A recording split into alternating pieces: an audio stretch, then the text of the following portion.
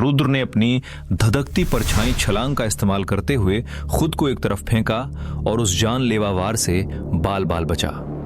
उसी पल उसका वो खौफनाक काला हाथ हवा में एक चाबुक की तरह लहराया और उस 8 पंखों वाले सुनहरे बाज के सिर पर त्रिवसंत भारी प्रहार का पहला पैंतरा जड़ दिया। लेकिन अफसोस, वो 7 सितारों वाला बाज बहुत फुर्तीला था। रुद्र के हमले को चकमा देते हुए उसने अपनी एक और खौफनाक जादुई कला पाताल खंजर का इस्तेमाल किया। उसके 8 पंख अचानक 8 विशाल और खूंखार तलवारों में बदल गए और एक साथ रुद्र के चीथड़े उड़ाने के लिए झपट पड़े। वीरेंद्र और उसके बाज के इस दोहरे हमले ने कुछ ही पलों में रुद्र को पीछे हटने पर मजबूर कर दिया। जुगनू। लेकिन सिर्फ रुद्र पर अपना पूरा ध्यान लगाना उनकी सबसे बड़ी भूल थी। न जाने कैसे वो नन्हा चूजा बिना कोई आवाज किए उस बाज के ठीक सिर पर पहुंच गया था और उसने बाज की आंखों पर लगातार 3 खौफनाक वार किए। पहला प्रहार, दूसरा प्रहार और त्रिवसंत भारी प्रहार का तीसरा खूनी पैंतरा। वो नन्हा चूजा अपने अंदर छिपे उस सनातन पाताल के दैत्य के खौफनाक बर्ताव को नहीं छुपा पाया। किसी असली खूनी खेल में रहम और उसूलों की कोई जगह नहीं होती। कमजोर नसों पर वार करना ही इन दैत्यों का सबसे पसंदीदा खेल था। वो विशाल बाज पूरी तरह से सुनहरे जादुई पंखों से ढका हुआ था, इसलिए उसके शरीर पर कमजोर जगहें सिर्फ उसके सिर के आसपास ही थीं। जब जुगनू ने अचानक उस पर यह खौफनाक हमला किया तो वो बाज रुद्र को कुचलने में मग्न था। हड़बड़ाहट में उसने जुगनू की तरफ सुनहरी रोशनी की एक खूंखार लहर छोड़ी और पीछे हटने की कोशिश की। वो शायद एक वार से बच भी जाता, लेकिन एक साथ 3 वार नामुमकिन। जुगनू के तीसरे पंजे ने अपना खूनी काम पूरा किया और सीधा उस बाज की आंख को चीरता हुआ अंदर घुस गया। खून की बारिश में नहाया हुआ रुद्र भी क्रूरता में किसी से पीछे नहीं रहने वाला था। उसने वीरेंद्र की तलवार के खौफनाक वार को चकमा दिया और अपने बाएं हाथ से उसे पीछे धकेल दिया। अगले ही पल उसकी धधकती ड्रैगन जंजीर ब्लेड आसमान की तरफ एक खूंखार नागिन की तरह लहराई और सीधे बाज की उसी आंख में जा घुसी जिसे जुगनू ने फाड़ा था। वो 8 पंखों वाला बाज दर्द से खौफनाक तरीके से चीख उठा और खून से लथपथ होकर मैदान से दूर भागने लगा। सच कहे तो रुद्र चाहता तो वीरेंद्र के उस जादुई बाज को वहीं मौत के घाट उतार सकता था, लेकिन उसने ऐसा नहीं किया, क्योंकि आखिर वो दोनों एक ही खानदान का खून थे। फिर भी वो अच्छी तरह जानता था कि उसका यह रहम वीरेंद्र को पिघलाने वाला नहीं था, बल्कि वो उसके गुरूर को और भी ज्यादा खौफनाक चोट पहुंचाएगा। इसने अपना बायां हाथ इस्तेमाल करके मेरे वार को रोका। भले ही उस कपड़े के नीचे इसने कोई कवच पहन रखा हो, लेकिन उस वार की ताकत से इसकी हड्डी टूट जानी चाहिए थी। वीरेंद्र ने रुद्र के कपड़े के नीचे कुछ काले छिलके देखे थे, लेकिन उसने उन्हें कोई जादुई कवच समझ लिया था। अभी वो इसी खौफनाक उलझन में था कि वो चूजा उस पर हमला करने के लिए झपटा। वीरेंद्र गुस्से से पागल हो रहा था, लेकिन उसने अपने दिमाग को भटकने नहीं दिया। अब जब वो बाज मैदान छोड़कर भाग चुका था, तो रुद्र और जुगनू का पूरा फोकस वीरेंद्र पर था। किसी भी खूनी लड़ाई का पहला उसूल यही है कि दुश्मन को सांस लेने का मौका मत दो। चल। रुद्र और जुगनू ने एक साथ धावा बोल दिया। उस चूजे ने अपने मुंह से आग का एक खौफनाक फीनिक्स उगला। हवा उस खूंखार पाताल लपटों की गर्मी से कांप उठी और वो लपटें सीधे वीरेंद्र के शरीर से जा टकराईं। अपनी धधकती परछाई छलांग के साथ रुद्र उन लपटों के ठीक पीछे था। जैसे ही उस खौफनाक आग ने वीरेंद्र को अपनी चपेट में लिया, रुद्र ने बिना कोई रहम दिखाए अपने 3 खूंखार मुख के जड़ दिए। पहला प्रहार, दूसरा प्रहार और त्रिवसंत भारी प्रहार का आखिरी वार। चीथड़े उड़ा दूंगा। वीरेंद्र अभी भी बिना खौफ के चीख रहा था। उसने अपनी तलवार की जादुई कला का एक और वार किया ताकि वो उन पाताल लपटों को चीर सके, लेकिन आज उसकी किस्मत उसे धोखा देने वाली थी। वो पाताल लपटें बुझने वाली नहीं थी। उन्हें बीच से काटने के बावजूद वो उसके शरीर से चिपक गईं। जैसे अगले ही पल रुद्र के तीनों खौफनाक मुक्के उसकी छाती पर पड़े और वो हवा में उड़ता हुआ दूर जा गिरा। चूंकि वो अभी भी उन खौफनाक लपटों में जल रहा था, विशाखा और बाकी लड़कों की हिम्मत नहीं हुई कि वो उसे पकड़ सकें। वो जमीन पर बुरी तरह से गिरा और दर्द से चीखते हुए धूल फांकने लगा। रुद्र ने एक गहरी सांस ली। खेल खत्म हो चुका था। ये लड़ाई रुद्र और जुगनू के उस खौफनाक तालमेल का सबसे बेहतरीन नजारा थी। इस तरह की खूनी लड़ाइयां रुद्र को उसकी साधना में बहुत आगे ले जाने वाली थीं। बीस्ट मास्टर्स की दुनिया में उनके जादुई जीवों के साथ उनका तालमेल ही उनकी सबसे बड़ी ताकत होता है। रुद्र और जुगनू का स्तर अब इतना खौफनाक हो चुका था कि उन्हें एक दूसरे का दिमाग पढ़ने के लिए शब्दों की जरूरत नहीं थी। क्यों मेरे प्यारे भाई, क्या अपनी औकात समझ आ गई? अगर हां, तो मैं ये आग बुझा सकता हूं। रुद्र एक कमीनी सी मुस्कान के साथ हंसा, मानो कुछ हुआ ही ना हो। मैं हार मानता हूं। वीरेंद्र खौफनाक दर्द में चीखा और उसकी उस दर्दनाक चीख ने वहां खड़े बाकी सभी लोगों की रूह कंपा दी। आखिर वो जिंदा कोयला बनने की कगार पर पहुंच चुका था। इस बीच वीरेंद्र ने पास की झील में भी छलांग लगा दी थी, लेकिन उन पाताल लपटों पर पानी का कोई असर नहीं हुआ था। शाबाश समझदार बच्चा। जुगनू ने उन पाताल लपटों को वापस अपने अंदर खींच लिया और बड़े मजे से एक डकार ली। वहां खड़े सभी लोगों ने देखा कि वीरेंद्र का पूरा चेहरा और शरीर बुरी तरह झुलस चुका था। उसके होठों से सूखा खून लटक रहा था और जिस तरह से वो रेंग रहा था, साफ था कि उसकी कुछ पसलियां भी टूट चुकी थीं। वीरेंद्र ने अपनी पूरी जिंदगी में इतनी बुरी और खौफनाक हार का सामना कभी नहीं किया था। उसका वो खौफनाक बाज अभी भी आसमान में अंधों की तरह मंडरा रहा था और उसकी दर्दनाक चीखें पूरे माहौल को और भी खौफनाक बना रही थीं। उसकी हालत और भी खराब थी।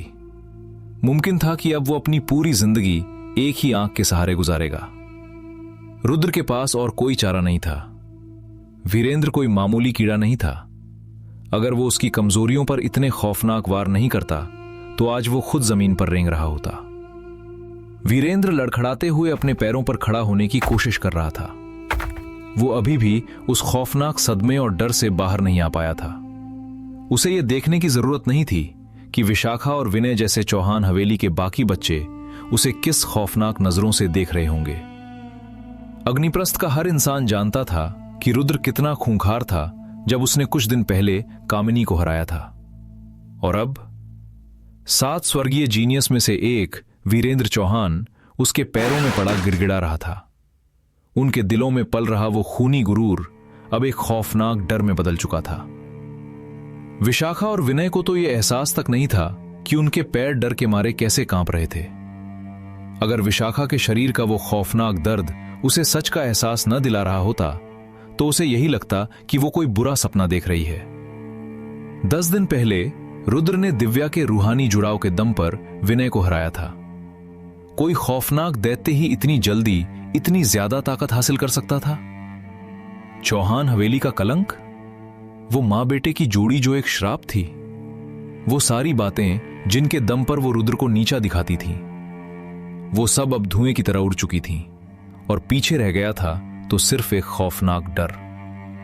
कुछ दिन पहले की एक बात याद आते ही रुद्र के होठों पर एक जहरीली मुस्कान आ गई।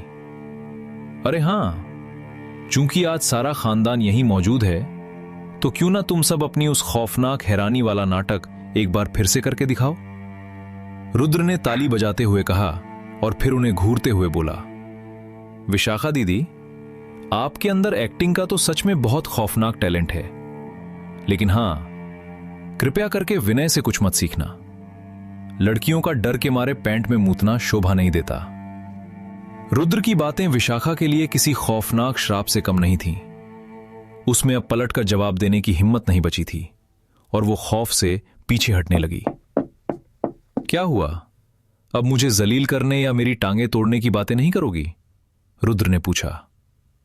नहीं नहीं, विशाखा बुरी तरह कांप रही थी। अरे तुम तो बहुत बड़े और रईस खानदान से हो।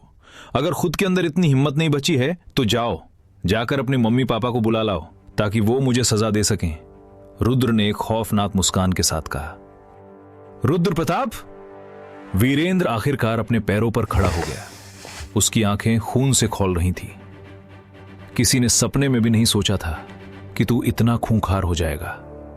लेकिन अगर तुझे लगता है कि तू इसके दम पर हमें जलील करके चला जाएगा तो ये तेरी सबसे बड़ी भूल है। अरे भाई, मैं तो बस तुम्हारी इज्जत तुम्हें सूद समेत वापस लौटा रहा था। सच बताऊं, अगर मैं इस हवेली में पला बड़ा होता तो अब तक मैं विद्यापीठ का उप मुखिया बन चुका होता।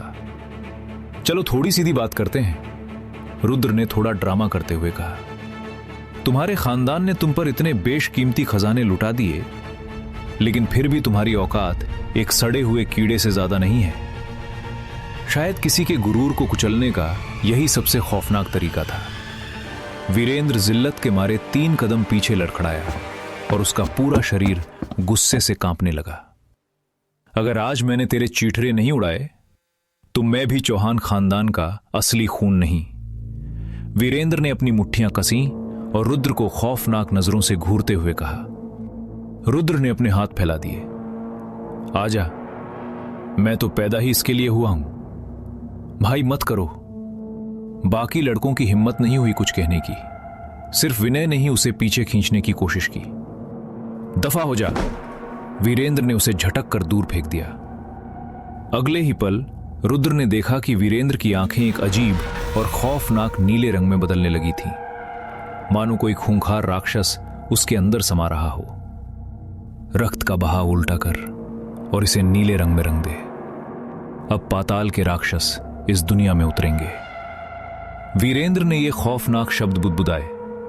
उसका एक एक शब्द किसी जहरीले मंत्र की तरह गूंज रहा था और उसका शरीर एक खौफनाक तरीके से बदलने लगा था। भाई रुक जाओ, ये नीले राक्षस का शाप तुम्हारे ही चीथड़े उड़ा देगा। विशाखा को अचानक कुछ याद आया और उसका चेहरा खौफ से सफेद पड़ गया। क्या वीरेंद्र चौहान अपना गुरूर बचाने के लिए सच में किसी खौफनाक राक्षस को बुला चुका है? नीले राक्षस का शाप का यह खूनी खेल अब क्या तबाही मचाने वाला है? क्या रुद्र की पाताल लपटें इस नए खतरे को राख कर पाएंगी?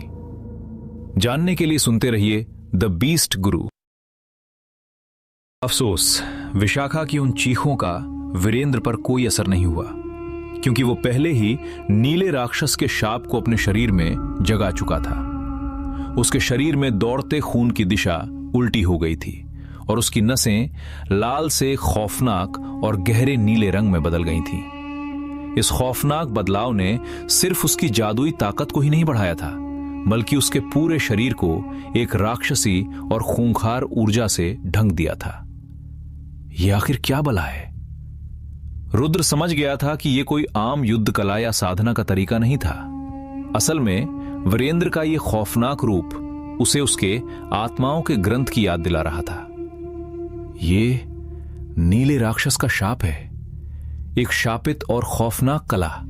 इसे रोको, इसे इस्तेमाल करने पर भाई के ही चीथड़े उड़ जाएंगे। विशाखा आंसू बहाते हुए चीखी। यहां तक कि विनय भी इस खौफनाक मंजर को देखकर कांप रहा था। साफ था कि सिर्फ इन भाई बहनों को ही इस शापित कला के बारे में पता था। रुद्र को अंदाजा नहीं था कि इसे कैसे रोका जाए। उसने शापित कलाओं के बारे में सुन रखा था। ये ऐसी खौफनाक और जहरीली तकनीकें होती थीं जिनका इस्तेमाल करना क्रूरता की हद पार कर देता था, या फिर जिनका अंजाम खुद इस्तेमाल करने वाले के लिए जानलेवा होता था। जाहिर है इस कला पर पाबंदी थी, फिर भी वीरेंद्र ने अपना गुरूर बचाने के लिए इसका इस्तेमाल किया था। इतने बड़े और मशहूर खानदान का वारिस होने के नाते उसके पास ऐसी खौफनाक कला होनी ही नहीं चाहिए थी। ये नीले राक्षस का शाप वीरेंद्र को अंदर से एक खौफनाक ताकत दे रहा था, बिल्कुल वैसे ही जैसे दिव्या अपने रूहानी जुड़ाव से रुद्र को देती थी। लेकिन दिव्या के जुड़ाव के उलट इस शापित कला का इस्तेमाल करने के बाद वीरेंद्र को एक खौफनाक और जानलेवा दर्द से गुजरना होगा। रुद्र साफ महसूस कर सकता था कि वीरेंद्र की वो गहरी नीली चमड़ी उसके अंदर पल रही मौत और इंतकाम की प्यास को कई गुना बढ़ा चुकी थी। रुद्र प्रताप, आज तू मरेगा। वीरेंद्र का नीला और विकृत चेहरा एक खौफनाक और जहरीली हंसी में बदल गया। किस लिए? हार जीत तो चलती रहती है और मेरी तुमसे कोई जाती दुश्मनी भी नहीं है। अगर तुम मुझे हराने के लिए खुद की ही जान लेने पर उतारू हो तो इसका सीधा सा मतलब है कि तुम्हारी औकात इस जीत के लायक ही नहीं है। रुद्र ने होठों को चबाते हुए कहा। वीरेंद्र की इस हरकत ने रुद्र की नजरों में उसे और भी जलील कर दिया था। 20 साल की उम्र और इस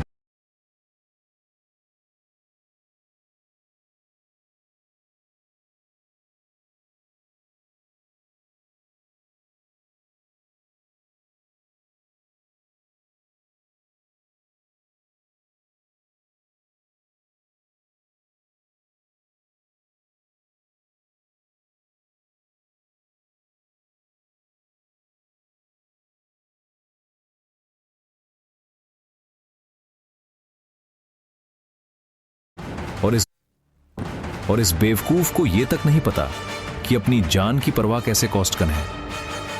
कोई हैरानी नहीं थी कि रणविजय चौहान को हमेशा लगता था कि उनकी नई पीढ़ी सिर्फ एक श्राप है। जादुई लेवल को छोड़ भी दें तो इनका दिमाग और बर्ताव किसी सड़े हुए कीड़े से भी बदतर था। मुझे बस तेरी मौत चाहिए, वीरेंद्र एक खूनी मुस्कान के साथ बोला। इसमें कोई शक नहीं था कि उसका इरादा सिर्फ और सिर्फ जान से मारने का था। नीले राक्षस के शाप के असर से वीरेंद्र के शरीर से जो खौफनाक राक्षसी ऊर्जा निकल रही थी, वैसी ऊर्जा रुद्र ने आज तक कभी महसूस नहीं की थी। अगर वो अब सीधे तौर पर उससे भिड़ता तो मुमकिन था कि रुद्र की जान चली जाती। वीरेंद्र इस वक्त आत्मिक स्तर के 9वें लेवल जितना खूंखार और जानलेवा हो चुका था। मर जा।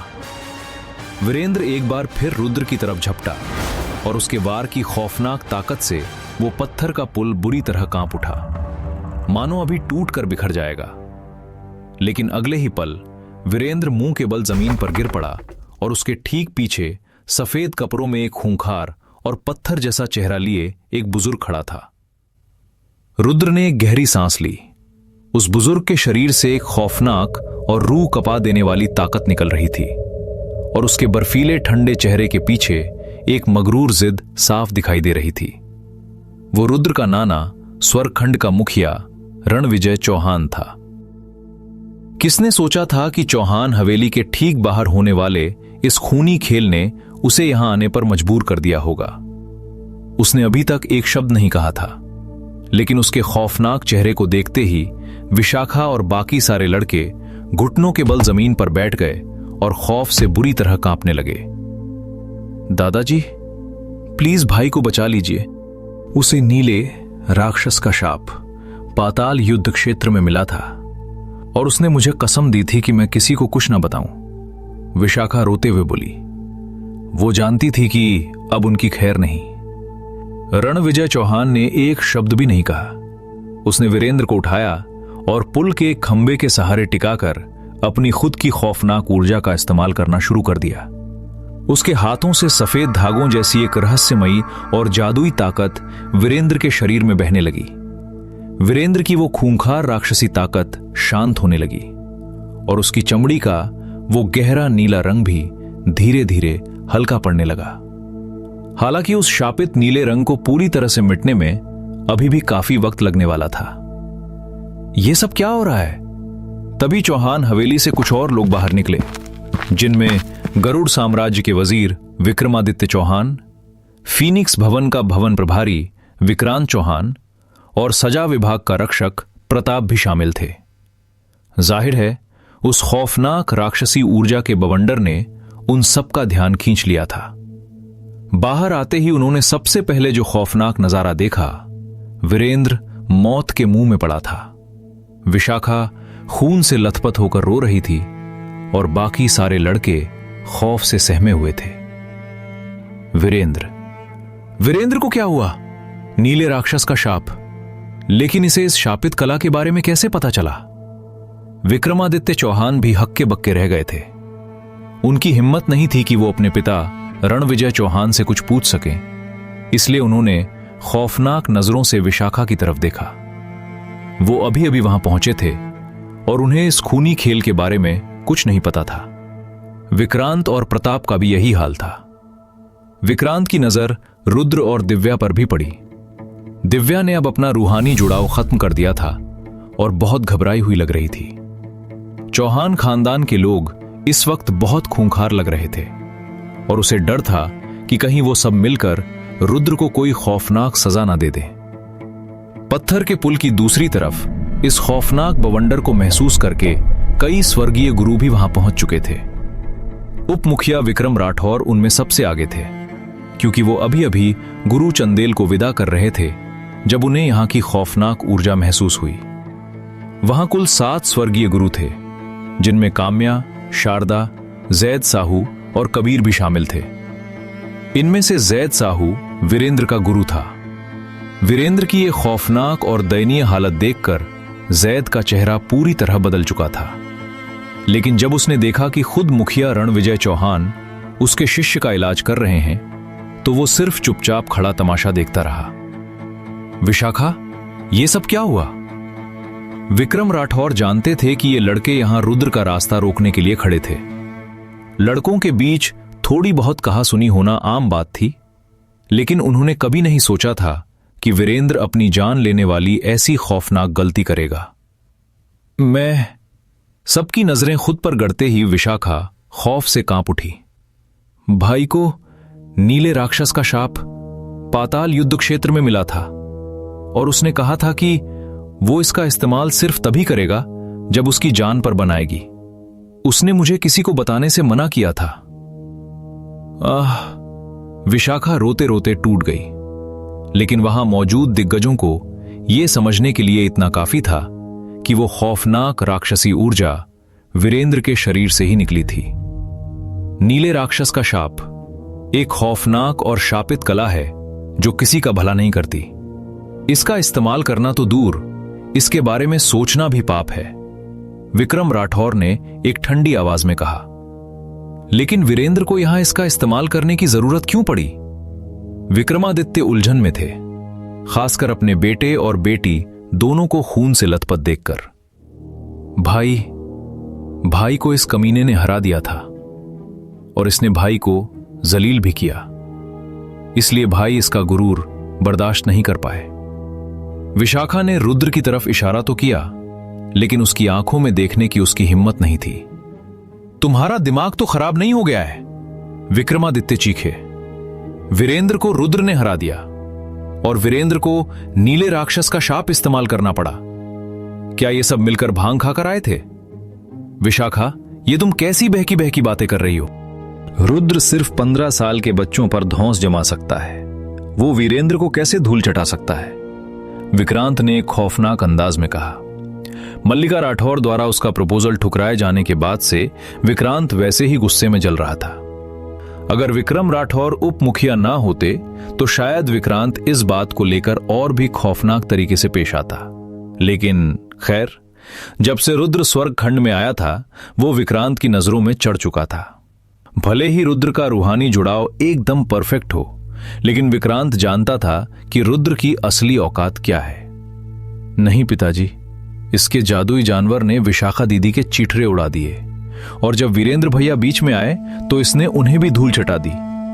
वीरेंद्र भैया के पास उस शापित कला का इस्तेमाल करने के अलावा और कोई चारा नहीं बचा था। विनय ने खौफ से कांपते हुए अपनी बात जोड़ी। क्या बकवास है ये? विक्रांत की आंखें फटी रह गईं। विक्रांत चाचा, विनय सच कह रहा है। हमें भी नहीं पता कि इस कमीने ने वीरेंद्र भैया को कैसे हराया। पक्का ये राजकुमारी दिव्या के उस रूहानी जुड़ाव का ही खौफनाक नतीजा है। भले ही कोई पहले विशाखा की बात पर यकीन न करता, लेकिन जब सारे लड़कों ने एक सुर में यही खौफनाक सच बताया तो पुल पर मौत जैसा सन्नाटा छा गया। रुद्र महसूस कर सकता था कि वहां मौजूद सारे दिग्गजों की खौफनाक नजरें अब सीधे उसी पर गड़ी थीं। इसमें मेरी क्या गलती है? ये तो इसका खुद का निकम्मापन है कि ये इतना कमजोर है, और जब ये मेरा मजाक उड़ा रहा था तो इसने मुझ पर कोई रहम नहीं किया। और मुझे क्या पता था कि इसके पास वो नीले राक्षस वाला कोई सड़ा हुआ शाप है। रुद्र ने अपनी मासूमियत दिखाते हुए बहुत ही शातिर तरीके से जवाब दिया, लेकिन उसने वीरेंद्र को धूल चटाने वाली बात से इनकार नहीं किया। तूने ये खौफनाक खेल खेला कैसे? वीरेंद्र के गुरु जैद साहू ने एक जहरीली आवाज में पूछा। मैंने नहीं, मेरे भाई ने इसके चिठरे उड़ाए हैं। अरे हां, और दिव्या ने भी, क्योंकि अगर वो नहीं होती तो मेरी ही हड्डियां टूट जाती। अगर आपको मुजरिम ढूंढने ही है तो इन दोनों से बात कीजिए। रुद्र ने जुगनू और दिव्या की तरफ इशारा करते हुए कहा। कमीने, इस बार तूने खुद को बचाने के लिए मुझे भी बेच दिया। जुगनू ने पहले दिव्या को एक दयनीय नजर से देखा और फिर रुद्र को ऐसी खौफनाक नजर से घूरा मानो अभी उसे खा जाएगा। हर कोई जानता था कि दिव्या का रूहानी जुड़ाव रुद्र को खौफनाक ताकत दे सकता था, लेकिन उसकी भी एक हद थी। वीरेंद्र जैसे जीनियस को हराने के लिए, जो आत्मिक स्तर के 8वें लेवल पर था और जिसके पास 7 सितारों वाला बाज था, रुद्र को जुड़ाव के बाद भी कम से कम 7वें लेवल का होना चाहिए था। लेकिन अभी 15 दिन पहले ही जब वो स्वर्ग खंड में आया था, तब तो उसकी औकात सिर्फ कामिनी भाटिया के बराबर ही थी। क्या यह कोई चमत्कार था या कोई खौफनाक साजिश? इसकी बकवास पर ध्यान मत दो। आज गरुड़ पत्थर ने इस पर मेहरबानी की है, जिसकी वजह से इसके लेवल में एक खौफनाक उछाल आया है, विक्रम राठौर ने शांत आवाज में कहा। लेकिन जैसे ही उन्होंने रुद्र की तरफ देखा, रुद्र ने देखा कि वो अपनी आस्तीन के पीछे से उसे आंख मार रहे थे और थम्स अप दिखा रहे थे। ये एक खौफनाक और बेहतरीन इशारा था। विक्रम राठौर बाकी का सारा मामला खुद संभाल लेंगे और कम से कम चौहान खानदान अब रुद्र के लिए कोई मुसीबत खड़ी नहीं करेगा।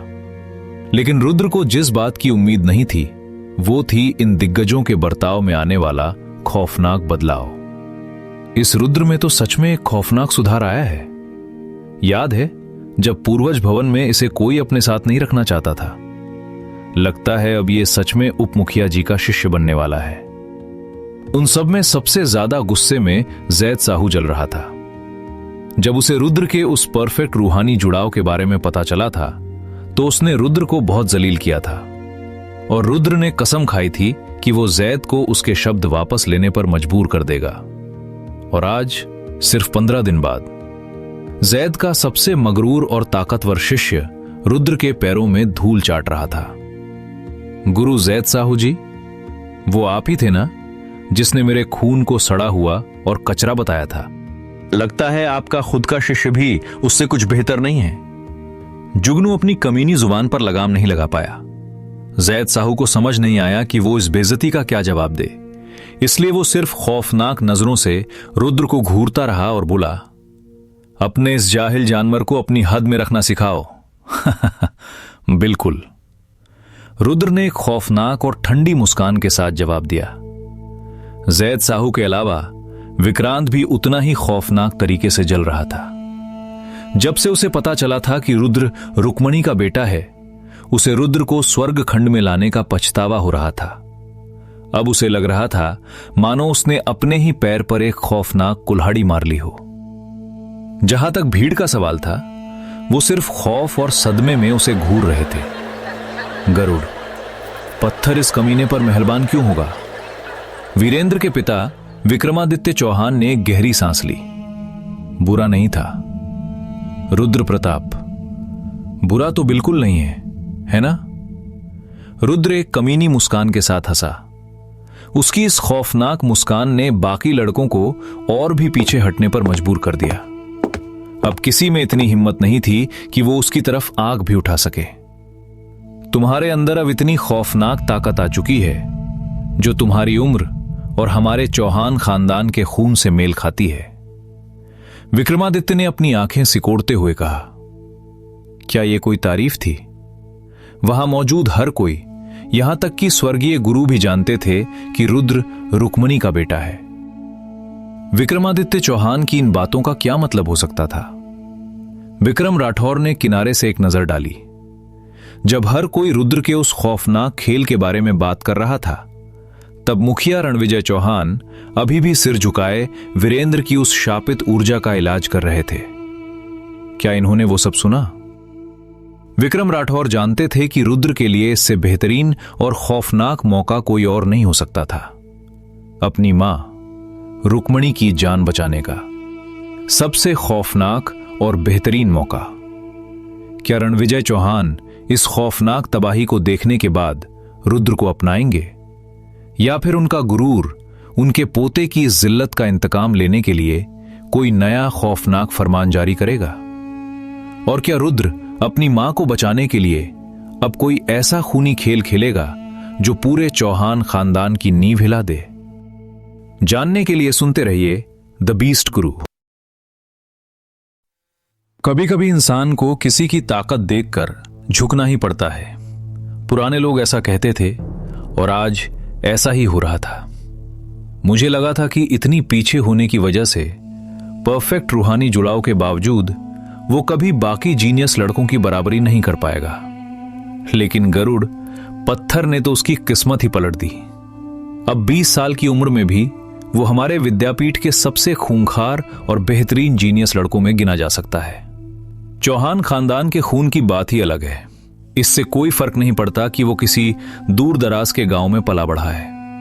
वहां मौजूद सारे स्वर्गीय गुरु दबी हुई आवाज में बात कर रहे थे और हर किसी के चेहरे पर रुद्र को अपना शिष्य ना बनाने का खौफनाक पछतावा साफ दिख रहा था। उपमुखिया जी उस पर जितना मेहरबान है, जब रुद्र सच में आत्मिक स्तर के 8वें लेवल पर पहुंच जाएगा तो वो उसे पक्का अपना शिष्य बना लेंगे, गुरु काम्या ने कहा। तब वो उपमुखिया जी का चौथा शिष्य बन जाएगा। हो सकता है कि आगे चलकर वो स्वर्ग खंड का अगला मुखिया भी बन जाए। कबीर ने अपनी बात जोड़ी। ये सब इस बात पर निर्भर करेगा कि उसके और समर प्रताप के बीच का वो खौफनाक खेल कैसे खत्म होता है। वो दोनों एक दूसरे को जिंदा नहीं छोड़ेंगे, काम्या ने फिर कहा। यह जरूरी नहीं है। समर प्रताप को पहले ही स्वर्गीय लोक के लिए चुन लिया गया है और वो जल्द ही यहां से चला जाएगा। शायद मुखिया बनने में अब उसे कोई दिलचस्पी ना हो। जब रुद्र को इस खौफनाक सच का पता चलेगा तो वो टूट जाएगा, काम्या ने जवाब दिया। खैर, अब जो है सो है। सच कहूं तो रुद्र के इस खौफनाक प्रदर्शन ने मेरे रोंगटे खड़े कर दिए। मुझे मानना पड़ेगा कि मैं अंधा था। फिर भी समर प्रताप का लेवल स्वर्ग खंड के बाकी सभी जीनियस लड़कों से कहीं ज्यादा खौफनाक है। कोई मामूली इंसान उसकी बराबरी नहीं कर सकता, कबीर ने गहरी सांस लेते हुए कहा। हां, और जब वो स्वर्गीय लोक में कदम रखेगा तो यह फासला और भी ज्यादा खौफनाक हो जाएगा। काम्या ने अपना सिर हिलाया। और एक दिन एक आसमान की बुलंदियों को छू रहा होगा, जबकि दूसरा जमीन की धूल फाक रहा होगा। उन स्वर्गीय गुरुओं के दिल में आज के रुद्र प्रताप के लिए एक खौफनाक इज्जत थी, लेकिन साथ ही एक दयनीय तरस भी था। अब जब वीरेंद्र की इतनी खौफनाक और जलील करने वाली धुनाई हो चुकी थी तो यकीनन चौहान खानदान की नाक कट चुकी थी।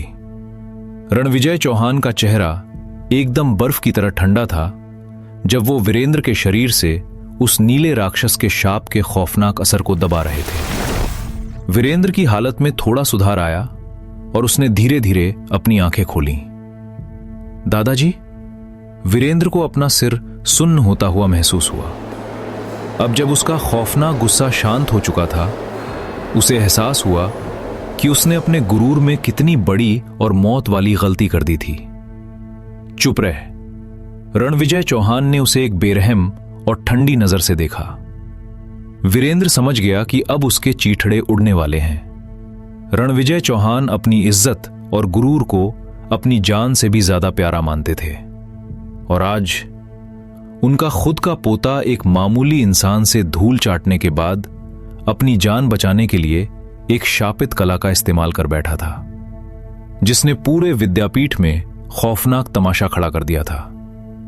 इस एक हरकत ने चौहान खानदान के गुरूर की धज्जियां उड़ा दी थीं, और तो और स्वर्गखंड के सारे दिग्गज अपनी आंखों से यह खौफनाक नजारा देख रहे थे।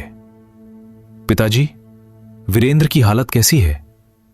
विक्रमादित्य चौहान आगे आए और उन्होंने वीरेंद्र को चुप रहने का इशारा किया।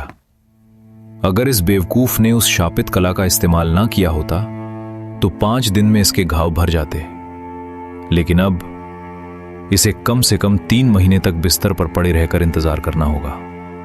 रणविजय चौहान की आवाज में एक खौफनाक सन्नाटा था।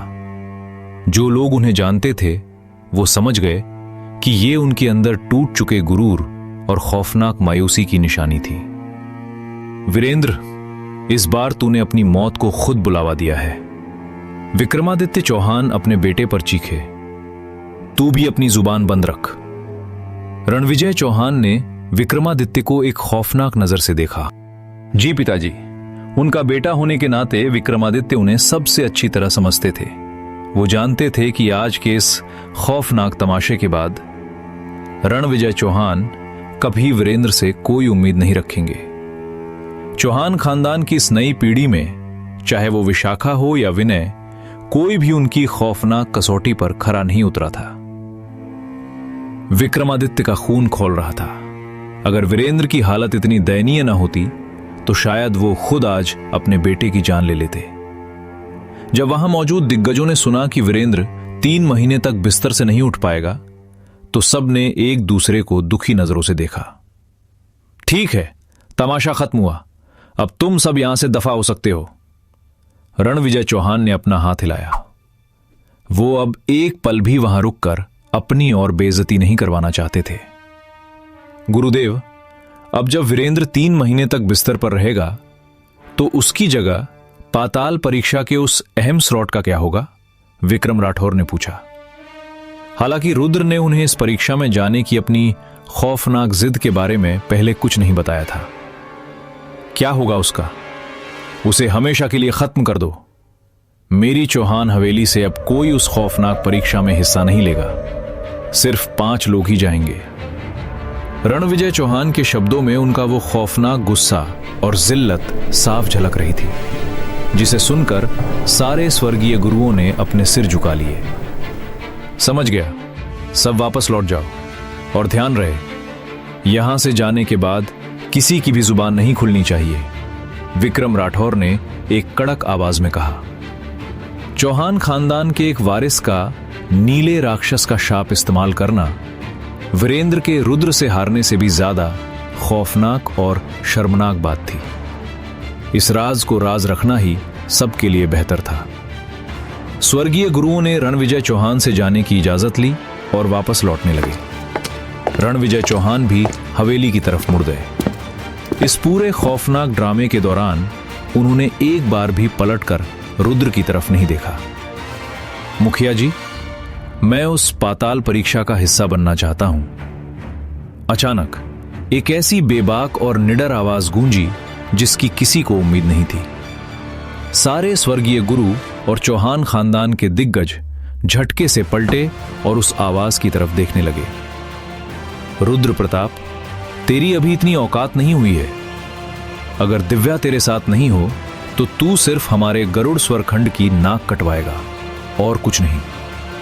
विशाखा ने सपने में भी नहीं सोचा था कि रुद्र उस खौफनाक स्लॉट पर नजर डालने की जरूरत भी करेगा। उस परीक्षा का हिस्सा बनने के लिए सिर्फ ताकत नहीं, बल्कि एक खौफनाक रुतबे और खानदान की भी जरूरत होती थी। लेकिन किसी का भी ध्यान विशाखा की उस बकवास पर नहीं था। स्वरखंड के सारे दिग्गज और खुद रणविजय चौहान अब सिर्फ रुद्र को घूर रहे थे।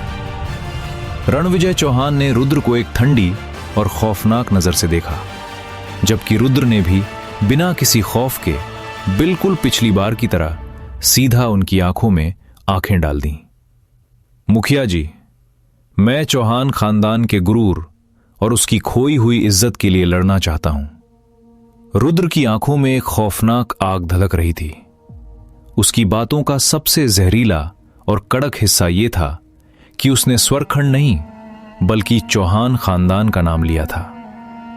स्वरखंड की इज्जत के लिए तो वैसे भी कई लोग जा रहे थे, लेकिन चौहान खानदान का इकलौता वारिस वीरेंद्र अपनी जान बचाने के लिए एक शापित कला का इस्तेमाल करके अपनी औकात दिखा चुका था। अब वो 3 महीने के लिए जिंदा लाश बन चुका था और वो स्लॉट खाली था।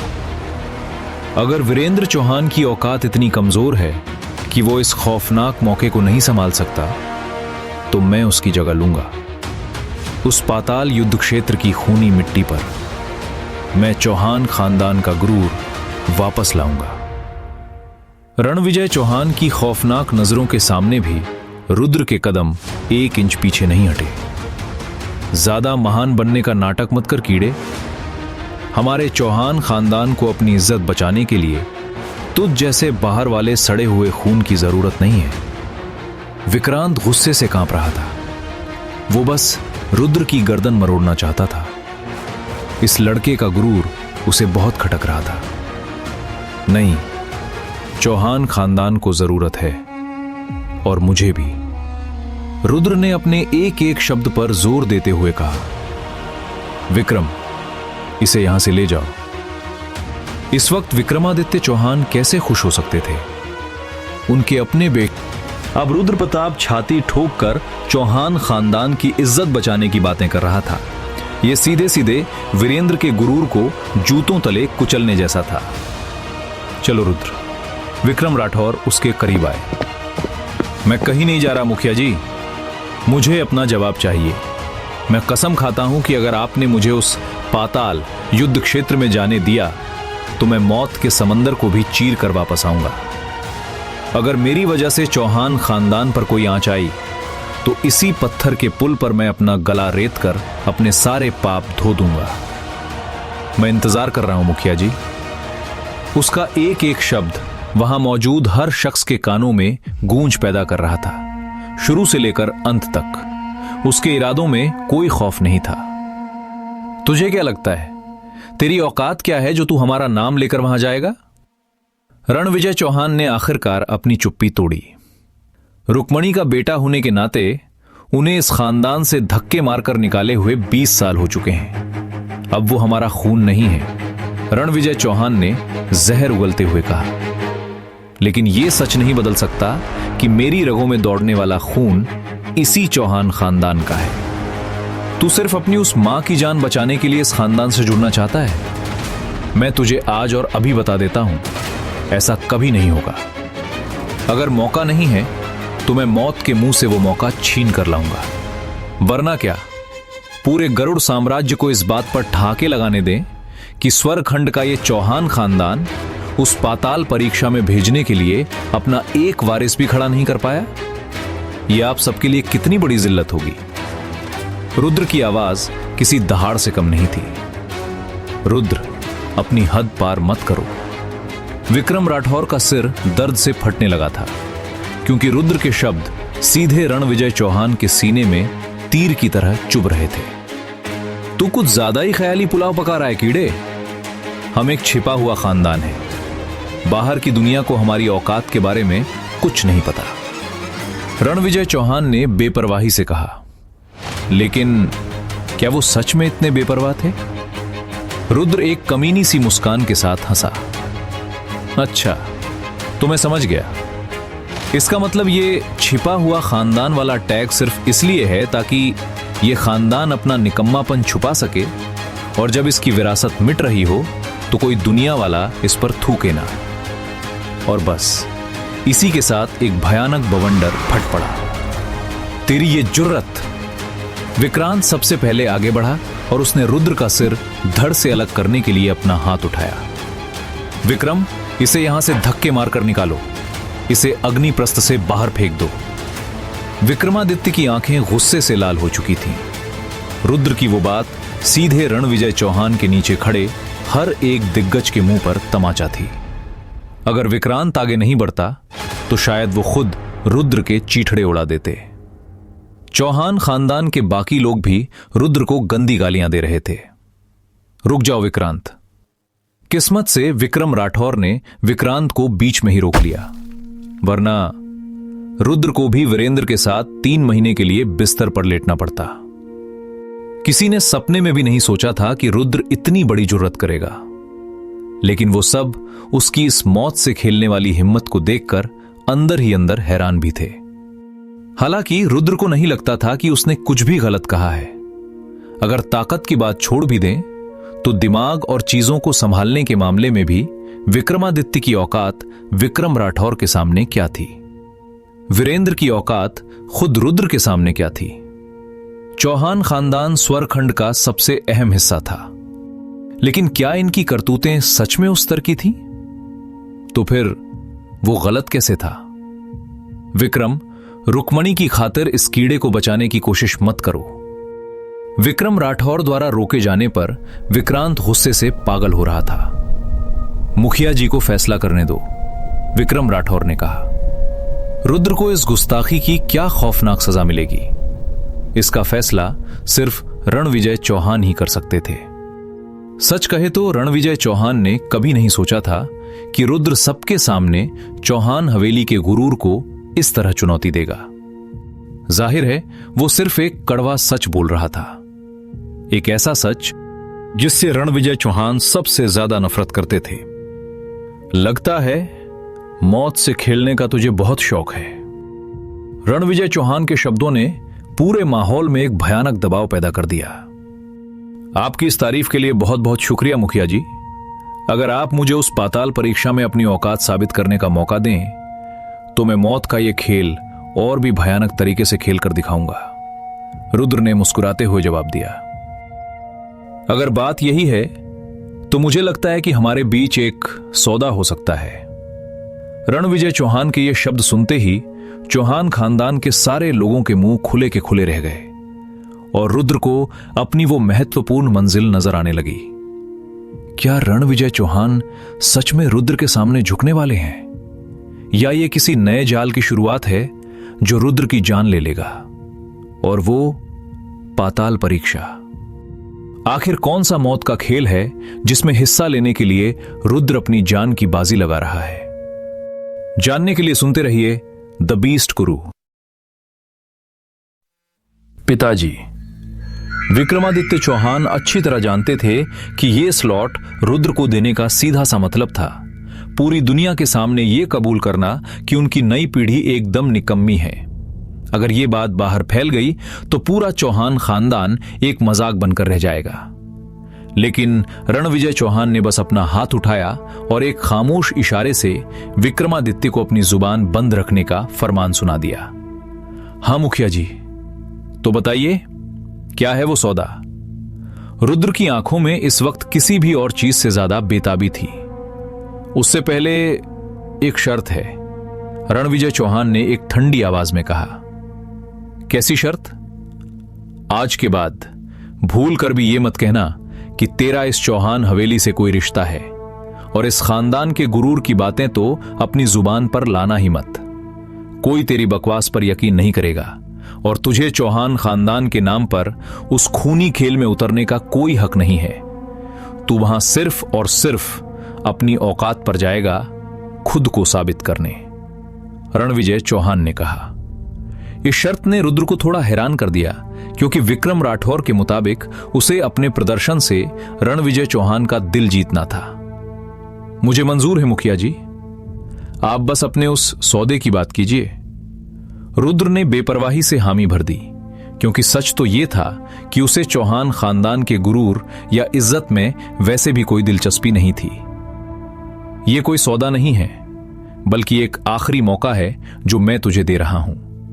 मैं तुझे उस पाताल परीक्षा के मौत के खेल में उतरने की इजाजत दूंगा, और अगर तू वहां से अपनी जान बचाकर एक विजेता की तरह वापस लौटा तो मैं तेरी मां को जिंदा छोड़ दूंगा, रणविजय चौहान ने एक जानलेवा सन्नाटे के बीच कहा। यह शब्द रुद्र के कानों में किसी जादू की तरह गूंजे। सालों लग गए, लेकिन आखिरकार उसने अपनी मां रुक्मणी की जान बचाने का एक रास्ता ढूंढ ही लिया था। उसने सपने में भी नहीं सोचा था कि रणविजय चौहान उसे ऐसा कोई मौका देंगे, और बस इसी उम्मीद ने उसकी आंखों में नमी ला दी। वहां मौजूद हर कोई जानता था कि स्वर्गीय लोक का वो इनाम हासिल करना कितना नामुमकिन काम था। पाताल युद्ध क्षेत्र वैसे ही मौत का दूसरा नाम था, और पाताल परीक्षा तो एक ऐसा खूनी खेल था जो इससे पहले कभी खेला ही नहीं गया था। यहां तक कि खुद रणविजय चौहान भी इसके पीछे का असली मकसद नहीं जानते थे। लेकिन अगर तू वहां से खाली हाथ लौटा तो तेरी मां अपनी बची हुई जिंदगी उसी दयनीय हालत में गुजारेगी। उसके बाद तू कुछ भी कर ले या कुछ भी कह ले, मेरा फैसला पत्थर की लकीर रहेगा। यहां खड़ा हर शख्स मेरे इस फरमान का गवाह है। रणविजय चौहान ने अपनी कसम पूरी की। काफी देर तक उस पत्थर के पुल पर मौत जैसा सन्नाटा पसरा रहा। किसी ने उम्मीद नहीं की थी कि रणविजय चौहान सच में रुद्र को उसकी मां को बचाने का ऐसा मौका देंगे, और विक्रम राठौर भी इस फैसले से उतने ही खुश थे जितना खुद रुद्र। लेकिन अभी जश्न मनाने का वक्त नहीं आया था। किसी को नहीं पता था कि स्वर्गीय लोक इस पाताल परीक्षा के जरिए क्या तमाशा देखना चाहता है या इसके असली नियम क्या हैं। उन्हें यह तक नहीं पता था कि आस पड़ोस के 2 राज्यों के स्वर्गखंड से कैसे खूंखार जीनियस उनके सामने खड़े होने वाले हैं। उस नीले क्षेत्र में कौन सी मौत उनका इंतजार कर रही थी। इस बात की कितनी उम्मीद थी कि रुद्र उस स्वर्गीय लोक में अपनी जगह बना पाएगा, बिल्कुल समर प्रताप की तरह। अगर यह फैसला इतना ही आसान होता तो स्वर्गखंड को अपने योद्धा चुनने में इतना वक्त नहीं लगता। सारे दिग्गज इस मौके को जितना बड़ा खजाना मान रहे थे, उतना ही उन्हें इससे खौफ भी आ रहा था। एक बार जब उनके बच्चे उस पाताल युद्ध क्षेत्र में कदम रख देंगे तो उनकी जिंदगी और मौत का फैसला सिर्फ किस्मत के हाथ में होगा, और अगर वो अंदर मारे गए तो बाहर किसी को उनकी लाश तक नसीब नहीं होगी। इसलिए देखा जाए तो रुद्र के जीतने की उम्मीद लगभग ना के बराबर थी। अगर उसने ये आखिरी मौका गवा दिया तो सब कुछ हमेशा के लिए खत्म हो जाएगा। याद रखना रुद्र प्रताप, एक बार हमारा यह सौदा तय हो गया, और अगर तू वहां से हार कर लौटा तो फिर कभी अपनी मां की भीख मांगने मेरे पास मत आना। मुझसे वादा कर और मैं तुझे उस मौत के कुएं में जाने दूंगा। भले ही रुद्र अंदर ही अंदर खुश हो रहा था, लेकिन रणविजय चौहान की यह शर्त उसे एक दोधारी तलवार पर चलने को कह रही थी। यह उसका आखिरी और इकलौता मौका था, और इसके बाद वो चाहे जो कर ले। रणविजय चौहान इसी सौदे का हवाला देकर उसे दुत्कार देंगे। यह बहुत ही क्रूर था, लेकिन कम से कम रुक्मणी के लिए एक आखिरी उम्मीद तो जिंदा थी। शायद इसे आज रुद्र के प्रदर्शन का इनाम भी कहा जा सकता था। बोल, सौदा मंजूर है या नहीं? रणविजय चौहान एकदम शांत थे, मानो पूरी बाजी उन्हीं के हाथ में हो। उन्हें लगा था कि रुद्र डर खाकर पीछे हट जाएगा, इस नामुमकिन मौत के खेल से घबरा जाएगा। मंजूर है, लेकिन नहीं। उस बुजुर्ग की सोच से कहीं ज्यादा बेपरवाही और ठंडे दिमाग के साथ रुद्र ने उस चुनौती को कबूल कर लिया। तो जाकर अपनी तैयारी कर। 8 दिन बाद विक्रम राठौर तुझे उस पाताल युद्ध क्षेत्र के दरवाजे तक छोड़ आएंगे। ये कहते हुए रणविजय चौहान ने रुद्र पर एक आखिरी नजर डाली और वहां से जाने के लिए मुड़ गए। आज के बाद रुक्मणी की जिंदगी का फैसला सिर्फ और सिर्फ उस पाताल परीक्षा पर टिका था। जिंदगी या मौत, सब कुछ अब इस एक खूनी लड़ाई के हाथ में था। अपनी औकात याद रखना। जब तू उस पाताल युद्ध क्षेत्र से अपनी बची कुची जान लेकर वापस आएगा तो अपनी उस मां के साथ उसके आखिरी दिन गुजारने के लिए तैयार रहना। विक्रांत ने एक जहरीली मुस्कान के साथ कहा, और फिर चौहान खानदान के बाकी लोगों के साथ वो भी रणविजय चौहान के पीछे चल दिया। रुद्र प्रताप, जब तुम उस पाताल युद्ध क्षेत्र में देविका से मिलो तो एक दूसरे की मदद करना, गुरु काम्या ने कहा। जरूर, रुद्र ने सिर हिलाया। तो फिर तुम्हारी किस्मत तुम्हारा साथ दे। काम्या बाकी स्वर्गीय गुरुओं के साथ वहां से चली गई। रुद्र ने उस झुंड में शारदा को भी जाते हुए देखा। वो जानता था कि काव्या भी उस पाताल युद्ध क्षेत्र में उतरेगी, जबकि समर प्रताप बाहर इंतजार करेगा। विक्रम अंकल, उस नीले क्षेत्र को स्वर्गीय लोक पूरी तरह से बंद कर देगा ना? मतलब अगर अंदर किसी की हत्या कर दी जाए तो बाहर किसी को कानो कान खबर भी नहीं होगी? रुद्र ने पूछा। हां, किसी को कुछ पता नहीं चलेगा। इसीलिए वहां से जिंदा वापस लौटना किसी चमत्कार से कम नहीं है। स्वर्गीय लोक का वो टिकट इतना धुंधला और दूर है कि ये सब किसी जाल जैसा लग रहा है। विक्रम राठौर ने अपना सिर हिलाते हुए कहा। उन्होंने सपने में भी नहीं सोचा था कि आज का ये आम सा दिन इतना जानलेवा मोड़ ले लेगा। ये अच्छा था या बुरा, वो कुछ नहीं कह सकते थे। तुम्हें यह फैसला लेने से पहले मुझसे बात करनी चाहिए थी। उस पाताल परीक्षा में बहुत से ऐसे राज दबे हैं जिनके बारे में तुम्हें कुछ नहीं पता। हम में से ज्यादातर लोग इसे कोई अच्छी खबर नहीं मानते, क्योंकि हमें अंदर जो कुछ भी होगा उसमें दखल देने का कोई हक नहीं है। हम यहां तक कि उस मौत के खेल को देख भी नहीं पाएंगे। विक्रम राठौर ने समझाते हुए कहा, चाहे जो हो जाए, मैं ये खेल खेलना चाहता हूं। रुद्र ने अपनी जिद पकड़ ली थी। इस वक्त उसके दो ही मकसद थे।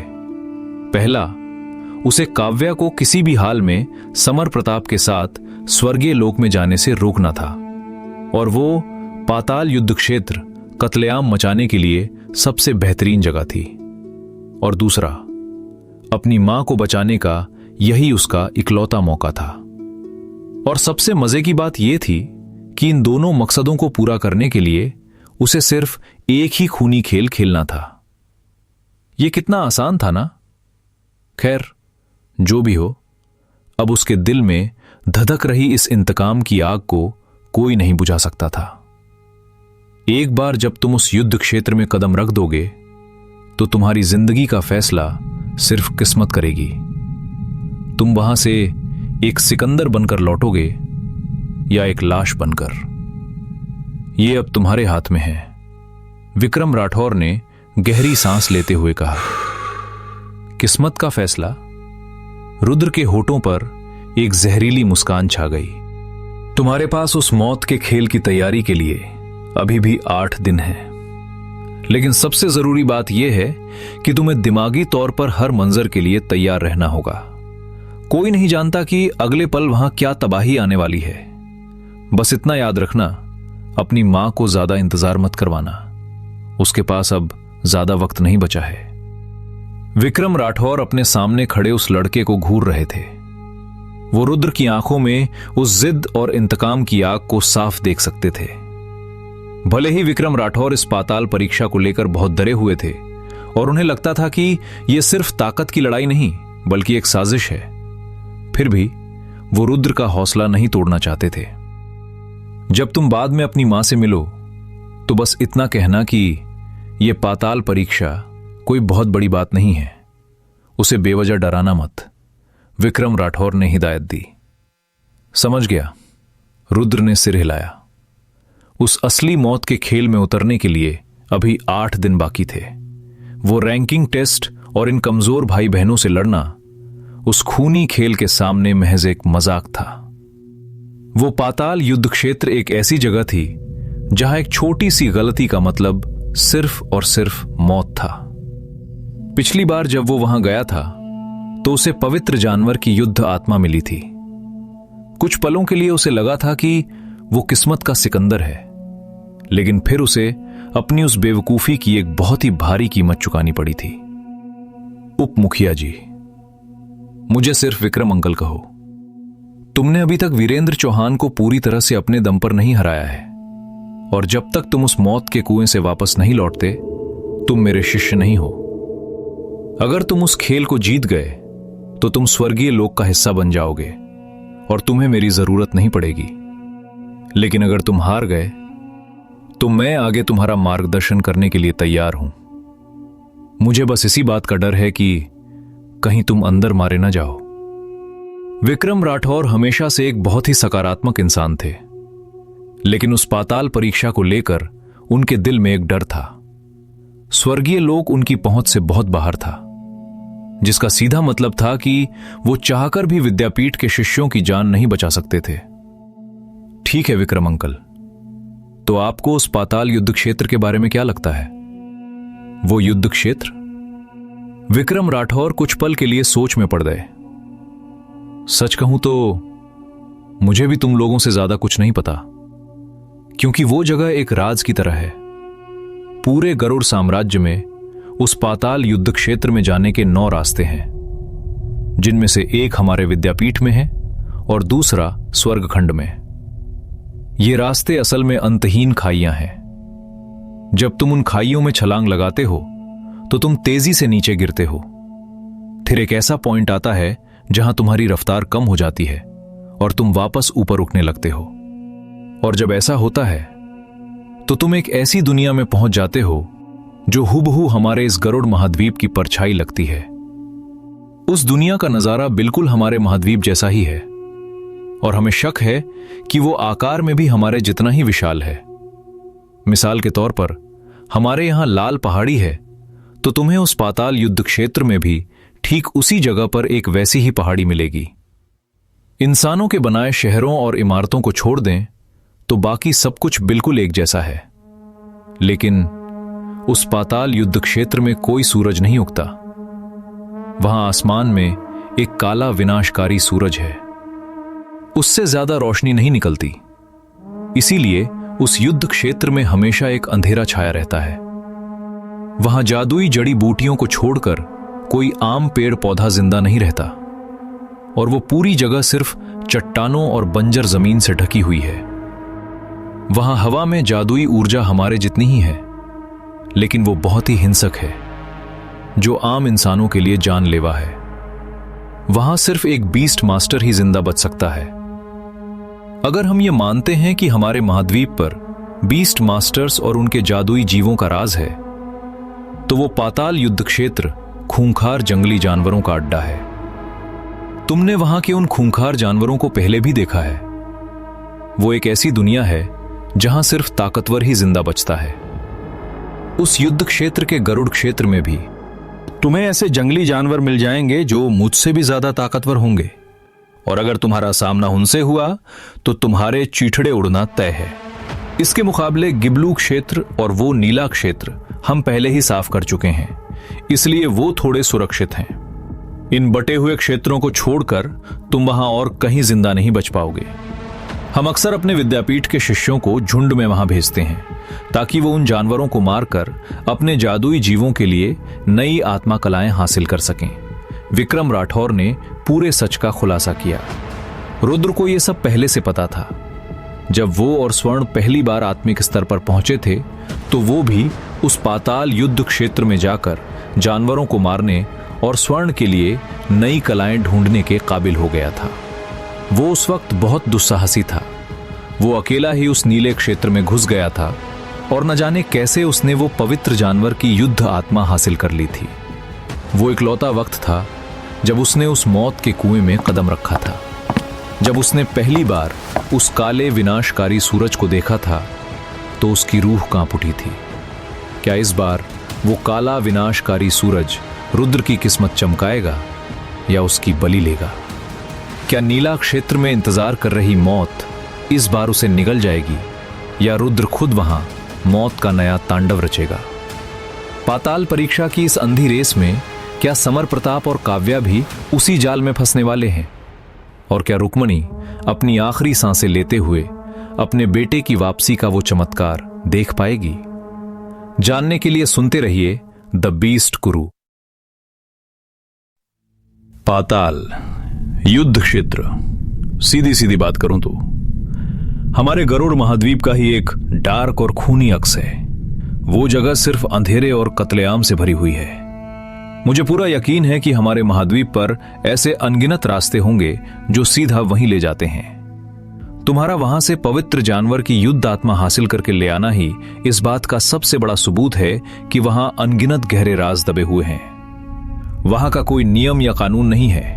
वहां सिर्फ और सिर्फ अंतहीन कत्लेआम है और उसके साथ मिलने वाले बेशकीमती खजाने, जादुई खजाने, प्राण रत्न, जादुई जड़ी बूटियां, जादुई ऊर्जाएं। आखिर जो खजाने हमारे महाद्वीप पर थे उन्हें तो लोगों ने पहले ही आसानी से ढूंढ कर निकाल लिया है ना। लेकिन विक्रम राठौर को यह अंदाजा नहीं था कि वो पाताल परीक्षा का जितना डरावना नजारा रुद्र के सामने पेश कर रहे थे। रुद्र के अंदर उस मौत के खेल को लेकर बेताबी उतनी ही बढ़ती जा रही थी। ठीक है, अब जाओ और अपनी मां से मिल लो, और याद रखना उसे किसी भी बात की कोई टेंशन मत देना, विक्रम राठौर ने कहा। जी विक्रम अंकल, अगर तुम्हें कोई भी उलझन हो तो मुझे राठौर हवेली में आकर ढूंढ लेना। मैं अगले कुछ दिनों में तुम्हारे लिए कुछ जरूरी चीजें तैयार करने की कोशिश करूंगा। आपका बहुत बहुत शुक्रिया। शुक्रिया की कोई जरूरत नहीं है। अगर तुम वहां से जिंदा वापस लौट आए